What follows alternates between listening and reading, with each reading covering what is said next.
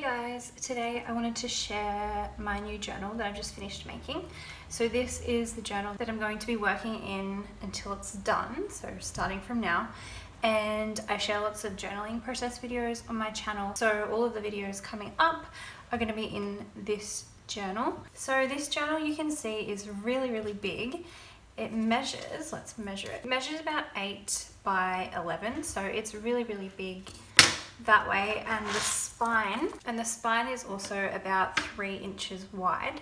You can see and notice though I've kept it really quite empty, so instead of it sitting like this, it's sitting really flat and there's not that many pages in here. I was really careful this time to make sure I didn't overstuff it. I always tend to go crazy with adding papers that I love, and then it ends up really full before I've even used it. So this time I was really limited with what I added in here, and so that means that when I'm working on the pages, I can make every single page really bulky if I want to. In the end, it should sit just right. So the book itself is made with bookboard. I built the cover and then I created this little window cover. So I have a tutorial on how to do that and I'll link that down below. Inside my window, I have this image. This is from a children's book, a little golden book children's book cover. So it's the Hansel and Gretel little golden book. I just thought the image was really pretty. The colors tied in really well with this. I wanted this book to have kind of a bit of a fairy tale vibe to it, so I think that image worked really well for that theme. I painted the cover green, obviously, and then this gold is embossing. So I stamped around in this sort of frame. On the spine, I painted a section of the spine with some gold paint, and then this floral design is like a vintage decal, so it's actually 2 to cover the whole length of the spine.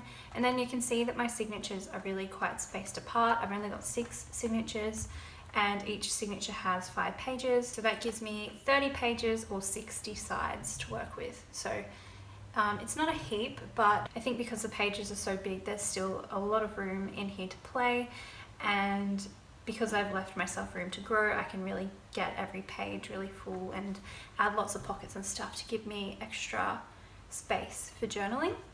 The back of the book is just plain green, same as the front, and then I've added my charms. So I'll give you a close-up of the charms.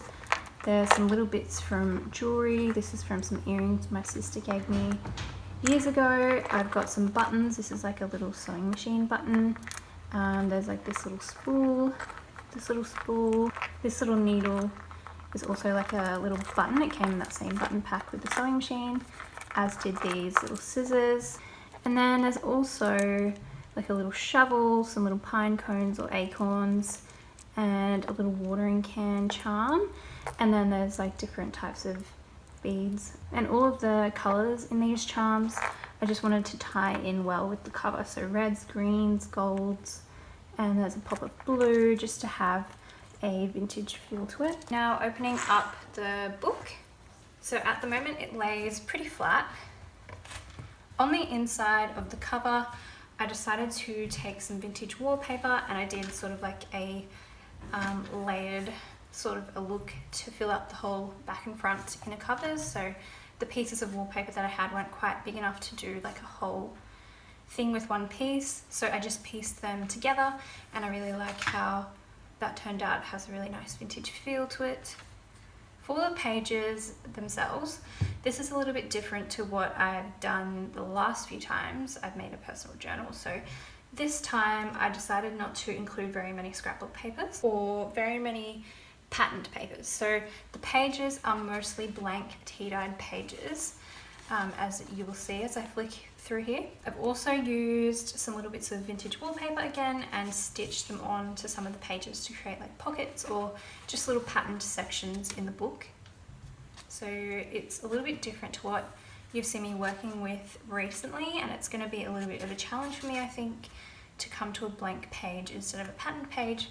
But I always love a challenge and love to change things up creatively because I feel like it just helps to stretch your skills and just your creativity and just help expand your tastes and preferences. So I like to try different things. There's another little wallpaper pocket here. This is a full scrapbook page, and for this one I just folded it off. Instead of folding it in the center, I folded it off center, so that gives me like a narrow page on this side and almost a full-size page on this side.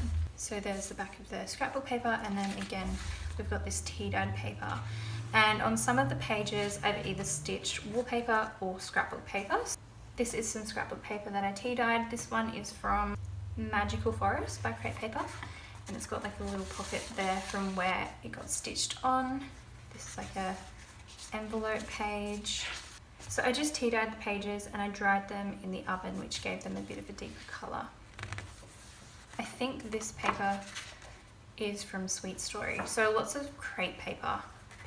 I'm always drawn to the Create Paper collections. I think they're really cute, really sweet, and really pretty.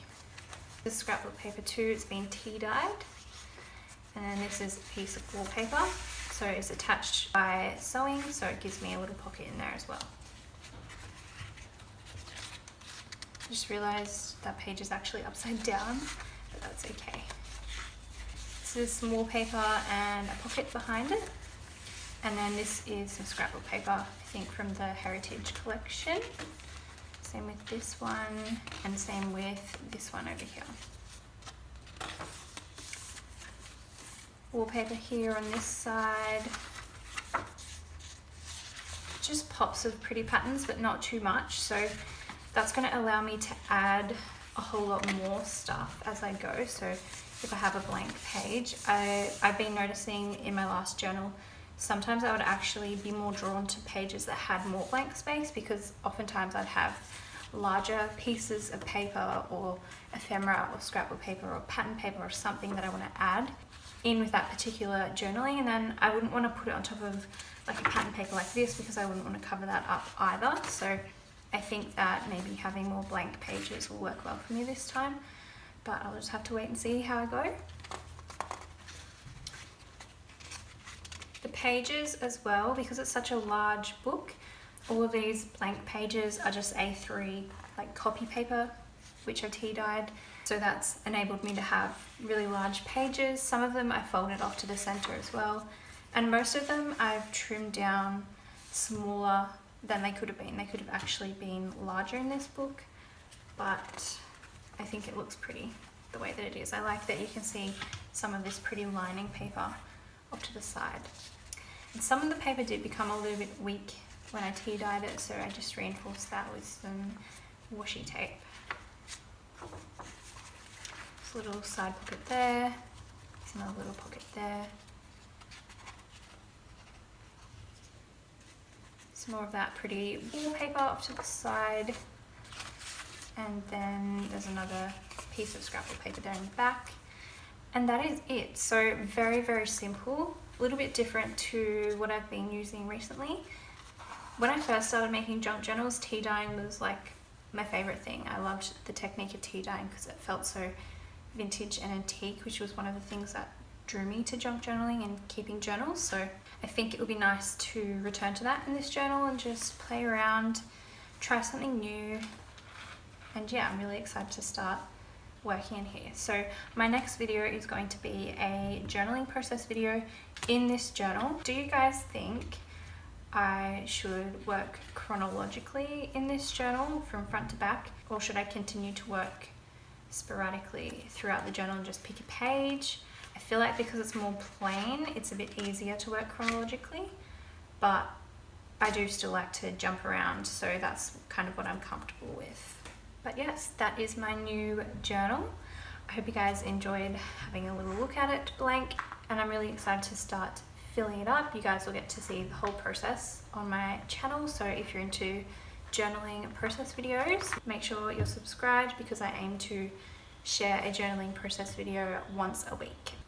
My filming schedule has been a little bit off over Christmas, but typically once a week for a journaling process video is what I aim for. I hope you guys are all doing really well, and I will see you soon in my next video. Bye.